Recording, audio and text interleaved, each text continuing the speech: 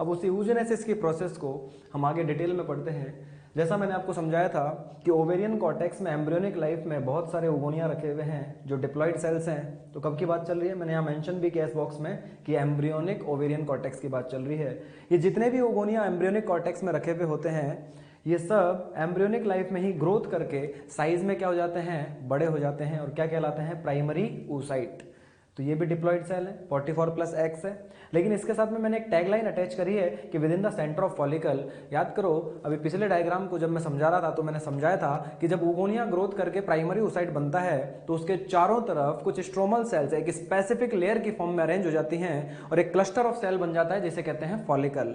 तो जितने primary oocyte होते हैं उतने ही फॉलिकल बन जाते हैं, क्योंकि हर फॉलिकल के सेंटर में क्या रखा हुआ है, एक प्राइमरी oocyte। तो मैंने क्या लिखा हुआ है, अब ये प्राइमरी oocyte कहाँ रखा हुआ है, with in the centre of follicle. और फॉलिकल्स कहाँ रखे हुए हैं, ओवेरियन कॉर्टेक्स में, इन बिटवीन स्ट्रोमल सेल्स। तो चलो, कब की बात चल रही है, एम्ब्रियोनिक लाइफ की। तो मैंने आपको बोला था कि अब जितने भी ओवेरियन कॉर्टेक्स के अंदर फॉलिकल्स एम्ब्रियोनिक लाइफ में रखे हुए हैं, सबके अंदर रखे हुए प्राइमरी oocyte में मियोसिस 1 जो है वो एम्ब्रियोनिक लाइफ में ही स्टार्ट हो जाएगा। तो मैंने क्या लिखा यहाँ पर, meiosis 1 is started in embryonic life but arrested in prophase 1 diplotene stage due to OMIP secreted by follicular cells. यानी हर प्राइमरी oocyte के चारों तरफ जो वो फॉलिक्यूलर सेल्स की लेयर बन गई थी उनसे रिलीज होता है OMIP।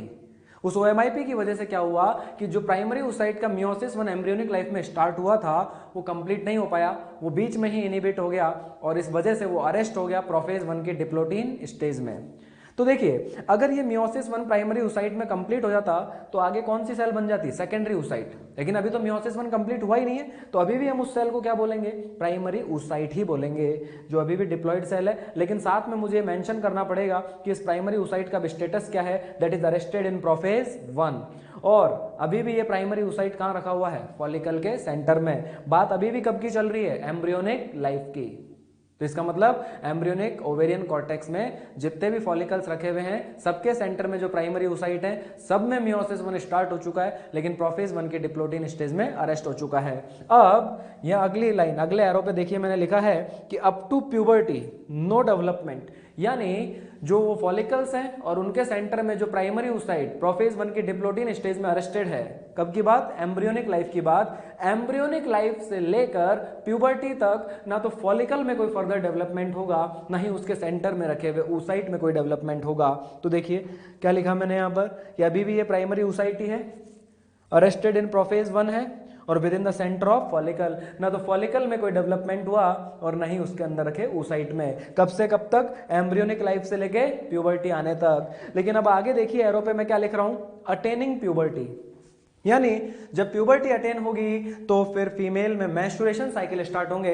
इतना आपको आइडिया होना चाहिए कि ह्यूमन फीमेल में एक मंथली मेंस्ट्रुअल साइकिल चलता है और ये 28 डेज का, अगर इसकी आइडियल ड्यूरेशन की बात करें तो 28 डेज का ये साइकिल होता है। हर मंथ ये साइकिल रिपीट होता है। तो देखिए मैं यहां पर लिख रहा हूं कि मेंस्ट्रुएशन साइकिल स्टार्ट होंगे और during each menstruation cycle 1 follicle is developed to become graafian follicle. तो क्या होगा, हर मेंस्ट्रुएशन साइकिल के स्टार्टिंग में एंटीरियर पिट्यूटरी से एक हार्मोन रिलीज होगा FSH, जिसका नाम ही है फॉलिकल स्टिमुलेटिंग हार्मोन। और उस FSH के इन्फ्लुएंस में उस मेंस्ट्रुएशन साइकिल के दौरान कोई एक फॉलिकल, इतनी सारी देखो कितनी बताई थी आपको, मिलियंस फॉलिकल्स ओवेरियन कॉर्टेक्स में रखी हुई है। तो प्यूबर्टी आने पर जब मेंस्ट्रुएशन साइकिल स्टार्ट होंगे तो हर मेंस्ट्रुएशन साइकिल के स्टार्टिंग में जो FSH हार्मोन आएगा उसकी वजह से इतनी सारी जो अनडेवलप्ड फॉलिकल्स हैं उनमें से कोई एक फॉलिकल डेवलप होकर क्या बनेगी, ग्राफियन फॉलिकल। यानी अगर हम इन जनरल बात करें तो एक मेंस्ट्रुएशन साइकिल के दौरान कोई एक ही फॉलिकल डेवलप होकर क्या बनती है, ग्राफियन फॉलिकल। तो चलिए वो ग्राफियन फॉलिकल डेवलप हो चुकी है। अब जो प्राइमरी oocyte उस डेवलप्ड ग्राफियन फॉलिकल के सेंटर में रखा होगा उस प्राइमरी oocyte का मियोसिस 1 कंप्लीट हो जाएगा। इसका मतलब क्या हुआ, क्या प्यूबर्टी आने पर एक साथ सभी प्राइमरी oocyte का मियोसिस 1 कंप्लीट हो जाता है? नो, प्यूबर्टी आने के बाद जब मेंस्ट्रुएशन साइकिल स्टार्ट होते हैं तो एक मेंस्ट्रुएशन साइकिल में एक ग्राफियन फॉलिकल डेवलप होती है और उस ग्राफियन फॉलिकल में जो वो एक प्राइमरी oocyte रखा है उसी का मियोसिस 1 कंप्लीट होता है। तो फिर बाकी जो इतने सारे प्राइमरी oocyte जो अनडेवलप्ड फॉलिकल्स में रखे हुए हैं उनका क्या होगा? कुछ नहीं, अपनी बारी का इंतजार। अभी इस बार अगर मान लो उस फॉलिकल का नंबर नहीं आया है, मींस ये तो चांस की बात है, इस बार वो फॉलिकल डेवलप होकर ग्राफियन फॉलिकल नहीं बनी है तो कोई बात नहीं, अगले साइकिल में बन सकती है, किसी और अगले साइकिल में उसका नंबर आ सकता है। लेकिन फिलहाल जो अभी एक ग्राफियन फॉलिकल डेवलप हुई है उसी में रखे प्राइमरी oocyte का मियोसिस 1 कंप्लीट होगा। तो इसका मतलब क्या हुआ? अगर मैं एक एग्जांपल देता हूं कि एक फीमेल में एक साल में 12 मेंस्ट्रुएशन साइकिल हुए तो बताओ उसमें कितने प्राइमरी oocyte का मियोसिस 1 उस साल कंप्लीट हुआ? 12, क्योंकि 12 मेंस्ट्रुएशन एक साल में हुए तो 12 ग्राफियन फॉलिकल, क्योंकि हर मेंस्ट्रुएशन साइकिल में एक ग्राफियन फॉलिकल डेवलप होती है तो पूरे साल में 12 हुए तो 12 ग्राफियन फॉलिकल डेवलप हुई। तो इसका मतलब हर मंथ, हर साइकिल में किसी एक प्राइमरी oocyte का मियोसिस 1 कंप्लीट हुआ तो पूरे साल में 12 प्राइमरी oocyte का मियोसिस 1 कंप्लीट हुआ। तो इस बात को ध्यान रखेंगे कि एक साथ सभी प्राइमरी oocyte का मियोसिस 1 प्यूबर्टी आने पे कंप्लीट नहीं होता है। इसका मतलब ये हुआ कि हर प्राइमरी oocyte की जो प्रोफेज 1 डिप्लोटीन स्टेज की अरेस्ट फेज है वो अलग अलग होती है। सपोज मैं कह रहा हूं कि एक फीमेल में 15 ईयर्स ऑफ एज पर मेंस्ट्रुएशन साइकिल हुआ और उस दौरान कोई एक ग्राफियन फॉलिकल डेवलप हुई जिसमें प्राइमरी oocyte का मियोसिस 1 कंप्लीट हुआ। तो बताओ उस प्राइमरी oocyte के प्रोफेज 1 की डिप्लोटीन स्टेज की अरेस्ट फेज की ड्यूरेशन क्या थी? 15 साल, लगभग 15 साल, एम्ब्रियोनिक लाइफ से लेकर 15 साल की उम्र तक, तो 15 ईयर्स लगभग हो गया। लेकिन मैं कहता हूं एक फीमेल में 35 ईयर्स एज पर मेंस्ट्रुएशन साइकिल हुआ और उस मेंस्ट्रुएशन साइकिल में कोई एक फॉलिकल डेवलप होकर ग्राफियन फॉलिकल बनी और उसमें रखे हुए प्राइमरी oocyte का मियोसिस 1 कंप्लीट हुआ। तो इसका मतलब उस प्राइमरी oocyte के मियोसिस 1 की अरेस्ट फेज की ड्यूरेशन क्या हो गई? 35 ईयर्स। इसका मतलब जब तक जिस प्राइमरी oocyte का नंबर नहीं आएगा तब तक उसका मियोसिस 1 प्रोफेज 1 की डिप्लोटीन स्टेज में ही अरेस्ट रहेगा। तो चलिए अब जब यहां पर मियोसिस 1 कंप्लीट होगा तो मियोसिस 1 कंप्लीट होने से दो सेल बनेंगी। आप जानते हैं मियोसिस 1 रिडक्शनल डिवीजन है, बनने वाली डॉटर सेल्स में क्रोमोसोम का नंबर अपनी पेरेंट सेल से हाफ हो जाता है। तो देखिए पेरेंट सेल कैसी थी? डिप्लॉइड। ये डॉटर सेल्स कैसी बन गई? हैप्लॉइड। दोनों में 23 क्रोमोसोम गए, 22 प्लस एक्स, 22 प्लस एक्स। लेकिन यहां पर एक डिफरेंस आएगा। जैसा हमने स्पर्मेटोजेनेसिस में मियोसिस 1 पढ़ा था वो भी रिडक्शनल था, ये भी रिडक्शनल है क्योंकि क्रोमोसोम का नंबर हाफ हो गया। लेकिन एक डिफरेंस है, मियोसिस 1 जो स्पर्मेटोजेनेसिस में हुआ था वो इक्वल डिवीजन था क्योंकि उसके अंदर जो दो सेकेंडरी स्पर्मेटोसाइट प्रोड्यूस हुए थे वो साइज में, शेप में एक दूसरे के इक्वल थे। लेकिन यहां पर जो मियोसिस 1 कंप्लीट होने से दो सेल्स बनी हैं ये साइज में अनइक्वल हैं। एक तो बनेगी बड़ी सेल जिसे बोलेंगे सेकेंडरी oocyte और दूसरी बनेगी एक बहुत छोटी सी सेल जिसे बोलेंगे फर्स्ट पोलर बॉडी, जिसके अंदर केवल हाफ सेट ऑफ क्रोमोसोम गया है, इसके अंदर कोई साइटोप्लाज्म नहीं गया और due to lack of cytoplasm ये सेल तुरंत क्या हो जाएगी? डीजनरेट। इसका मतलब क्या हुआ कि मियोसिस 1 कंप्लीट होने से यहां पर काम की कितनी सेल बनी? ओनली 1। दूसरी सेल क्या हो गई? डीजनरेट। जो फर्स्ट पोलर बॉडी थी क्या हो गई? डीजनरेट। तो काम की सेल अब कौन सी है? Secondary oocyte। जबकि स्पर्मेटोजेनेसिस में मियोसिस 1 कंप्लीट होकर जो दो सेकेंडरी स्पर्मेटोसाइट्स बने थे वो तो दोनों इक्वल थे, वो तो दोनों आगे फर्दर डिवाइड होकर दो दो स्पर्मेटिड बना रहे थे। लेकिन यहां पर क्या हुआ? यहां पर अनइक्वल डिवीजन है।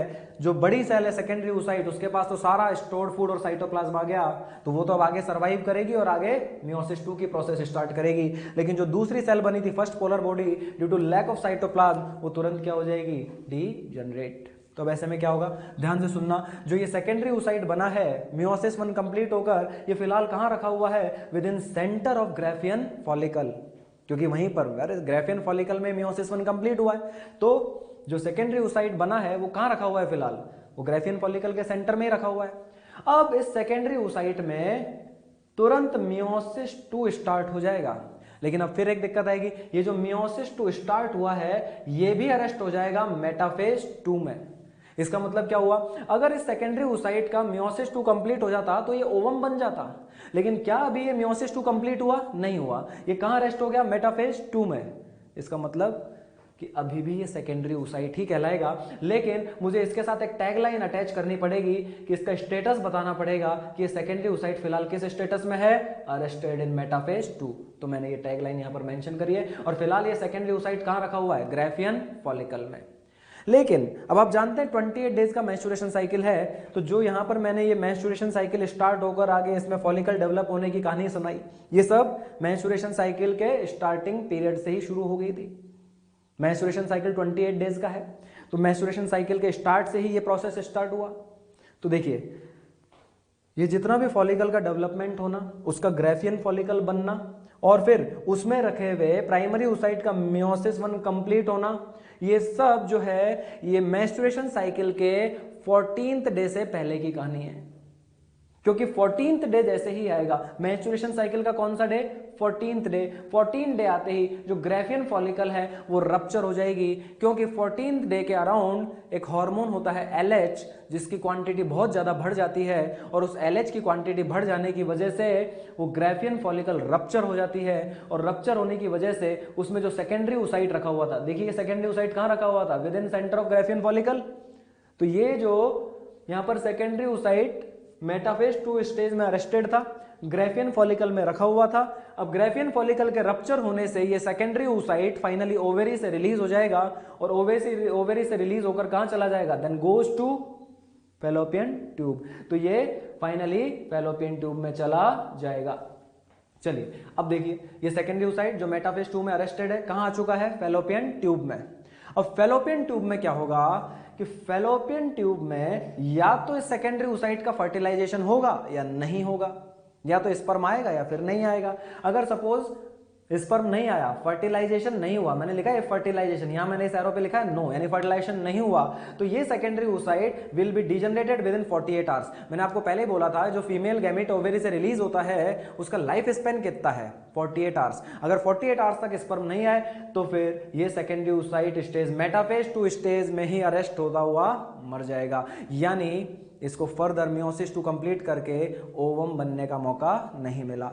तो वो ओवम कब बनेगा, जब मियोसिस 2 कंप्लीट होगा। और मियोसिस 2 कंप्लीट कब होगा, जब फर्टिलाइजेशन होगा। अगर फर्टिलाइजेशन हुआ तो स्पर्म स्ट्राइक करेगा किस पर, सेकेंडरी oocyte की सेल मेम्ब्रेन पर। तो क्या लिखा है मैंने यहां पर, due to striking of sperm on secondary oocyte, तो सेकेंडरी oocyte बिकम्स एक्टिवेटेड, और इसके एक्टिवेट होने की वजह से क्या होगा, इसका जो अरेस्टेड मियोसिस 2 था मेटाफेज 2 में वो कंप्लीट हो जाएगा। तो मैंने क्या लिखा यहां पर, कंप्लीशन ऑफ मियोसिस 2। अब जैसे ही सेकेंडरी oocyte के अंदर मियोसिस 2 कंप्लीट होगा तो दो सेल्स बनेंगी, एक तो बड़ी सेल बनेगी जो कि हैप्लॉइड ओवम है, और दूसरी बनेगी सेकेंड पोलर बॉडी, वही अगेन अनइक्वल डिवीजन है। अब ध्यान से सुनना, ये डिवीजन भी अनइक्वल था, ये डिवीजन भी अनइक्वल है। इसमें जो छोटी सेल बनी थी क्या बनी थी, फर्स्ट पोलर बॉडी, और अब जो मियोसिस 2 के दौरान छोटी सेल बनेगी वो क्या बनेगी, second polar body. Again fate इसका भी वही होगा कि due to lack of cytoplasm ये क्या हो जाएगी, डीजनरेट।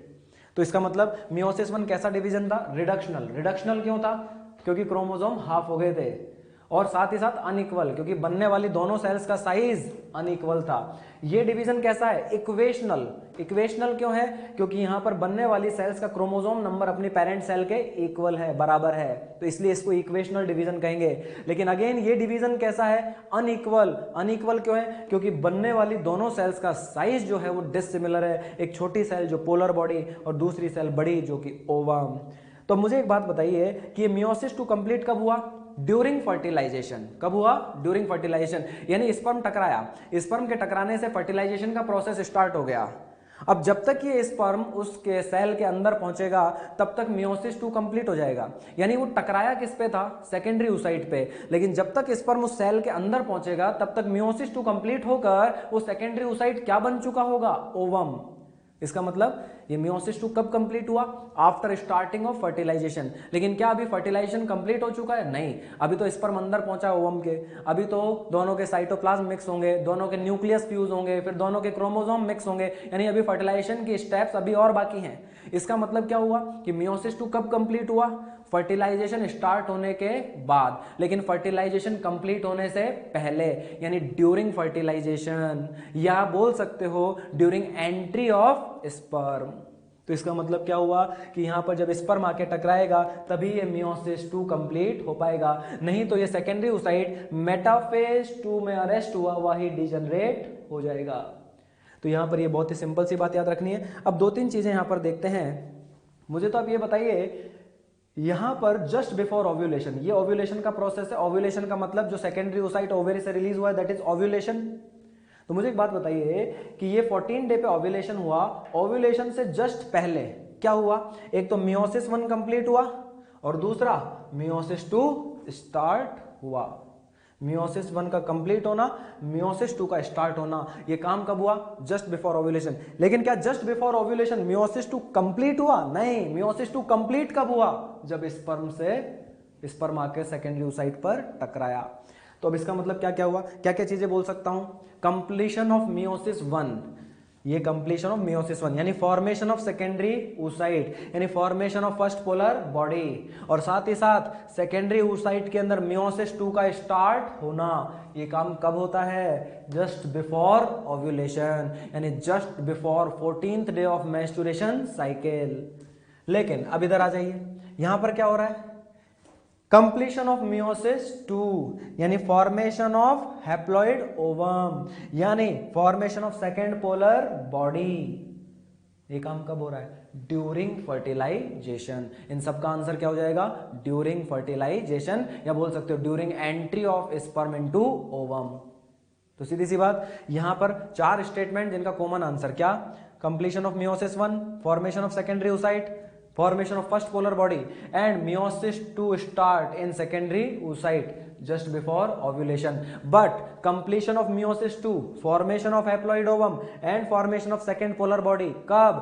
During fertilization, यानी during entry of sperm। क्योंकि ये प्रोसेस कब कंप्लीट होगा? जब स्पर्म सेकेंडरी oocyte पे टकराएगा और सेकेंडरी oocyte एक्टिवेट होगा। तो इसका ये आंसर होगा। अच्छा, एक और बात, जनरली वैसे तो अभी हम क्या सीख रहे हैं कि ओवेरी से रिलीज कौन हुआ है? Secondary oocyte arrested in metaphase 2। लेकिन कई जगह इन जनरल, जैसे आपकी एनसीईआरटी में भी लिखा हुआ है कि ovum is release from ovary during ovulation. तो वो इन जनरल बात कर रहे हैं, बहुत ज्यादा स्पेसिफिक आंसर नहीं मांग रहे हैं। इस स्टेटमेंट को हम सही मान सकते हैं, क्योंकि बेसिकली जो ये सेकेंडरी oocyte मेटाफेज 2 में अरेस्टेड है, ये रिप्रेजेंट किसको कर रहा है? ओवम को। तो ठीक है, फीमेल गैमीट ओवम होता है, और जनरली हम यही कह रहे हैं कि ओवरी से रिलीज क्या हुआ है? Female gamete. भले अभी वो पूरी तरीके से ओवम नहीं बना है, अरेस्टेड है मेटाफेज 2 में, लेकिन ठीक है, इन जनरल इस स्टेटमेंट को सही माना जा सकता है। तो अगर कहीं पर ऐसा स्टेटमेंट आ जाए कि ovum is release from ovary during ovulation, सही मानना है। लेकिन अगर दो स्टेटमेंट्स में कंपैरिजन हो कि secondary oocyte is release from ovary during ovulation और ovum is release from ovary during ovulation, तो दोनों में से ज्यादा स्पेसिफिकली सही आंसर कौन सा होगा? पहले वाला, सेकेंडरी oocyte वाला। तो दोनों में अगर कंपैरिजन हो कि रिलीज कौन हुआ है, तो सेकेंडरी oocyte को प्रायोरिटी देना। Otherwise ovum is release from ovary during ovulation, तो इन जनरल ये भी सही स्टेटमेंट है, क्योंकि ये ओवम बनने ही वाला है, जस्ट अरेस्टेड है मेटाफेज 2 में। तो रिप्रेजेंट तो ओवम को ही कर रहा है तो फीमेल गैमीट ही, लेकिन अगर कंपैरिजन हो तो प्रायोरिटी देंगे सेकेंडरी oocyte को। तो इस तरह से याद रखना, जस्ट बिफोर ओव्यूलेशन क्या क्या प्रोसेस हुई? मियोसिस 1 कंप्लीट हुआ, सेकेंडरी oocyte बना, फर्स्ट पोलर बॉडी बनी, और साथ ही साथ सेकेंडरी oocyte में मियोसिस 2 स्टार्ट होकर अरेस्ट भी हो गया, कहां? मेटाफेज 2 में। फिर उसके बाद ओव्यूलेशन हुआ, ओव्यूलेशन के बाद अगर फर्टिलाइजेशन होगा तो ड्यूरिंग फर्टिलाइजेशन क्या होगा? मियोसिस 2 कंप्लीट होगा, ये ओवम बनेगा, सेकेंड पोलर बॉडी बनेगी। तो एक बात याद रखना, जब स्पर्म आके टकराया तो फर्टिलाइजेशन का प्रोसेस स्टार्ट हुआ, और जब तक स्पर्म अंदर पहुंचेगा उस सेल में, तब तक ये मियोसिस 2 कंप्लीट हो जाएगा। मियोसिस 2 कंप्लीट होने पर क्या बन चुका होगा? ओवम। तो देखो, स्पर्म आके किससे टकराया था? सेकेंडरी oocyte से, लेकिन जब तक वो अंदर पहुंचेगा तब तक वो किसके अंदर पहुंचेगा? ओवम के अंदर, क्योंकि तब तक मियोसिस 2 कंप्लीट हो चुका होगा। लेकिन क्या अभी फर्टिलाइजेशन कंप्लीट हो गया है? नहीं, फर्टिलाइजेशन में तो अभी आगे बहुत सारे स्टेप्स बाकी हैं। इसका मतलब क्या हुआ कि मियोसिस 2 कब कंप्लीट हुआ? Before fertilisation, after completion of fertilisation, या ड्यूरिंग फर्टिलाइजेशन? तो आंसर जाएगा ड्यूरिंग फर्टिलाइजेशन। नीट में आया था इस साल ये क्वेश्चन कि मियोसिस 2 कब कंप्लीट होता है, तो इसको ऐसे भी आप बोल सकते हो, ड्यूरिंग फर्टिलाइजेशन, या ड्यूरिंग एंट्री ऑफ स्पर्म, या यूं भी बोल सकते हो after starting of fertilisation but before completion of fertilisation.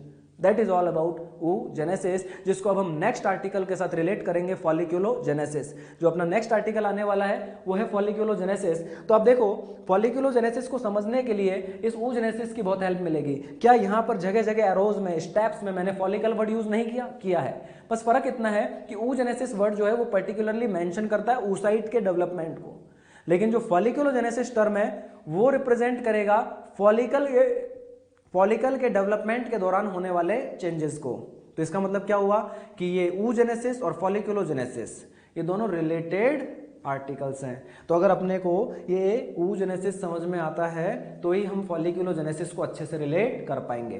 तो अब उसकी तरफ बढ़ेंगे, और जब हम folliculogenesis पढ़ लेंगे फिर उसके साथ जब इस oogenesis के आर्टिकल को रिलेट करेंगे तो पूरा टॉपिक ये हमें अच्छे से समझ में आ जाएगा। लेकिन बेसिक बातें याद रखो, नेक्स्ट आर्टिकल folliculogenesis।